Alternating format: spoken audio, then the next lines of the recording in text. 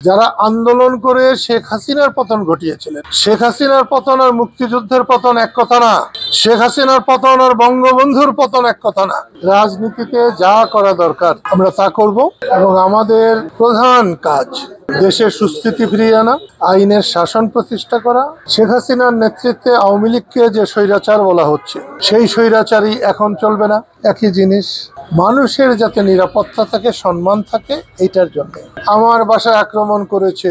যদি এটা সম্ভব হয় তাহলে দেশে তো সকলের বাসায় আক্রমণ করা সম্ভব, কারণ নিরাপত্তা নাই। হ্যাঁ, এটা যদি পাকিস্তান হয়ে যেত, আমি পাকিস্তান ভেঙেছিলাম, তার জন্য আইনানুগ আমার ফাঁসি হয়ে যেত, আমার এতে তো কোনো আপত্তি ছিল না, এখনো নাই। সেই জন্য বলছি দেশে আইন শৃঙ্খলা নাই। আপনি তাকে দেখেন কতজন পুলিশ এসছে, ওই যে দেখছেন, কিন্তু যখন বাড়ি ভাঙছে তখন একজন পুলিশে ছিল না। এইটা হচ্ছে আমাদের প্রশাসন পরিচালনার ব্যত্যয়, আমাদের বুদ্ধির অভাব।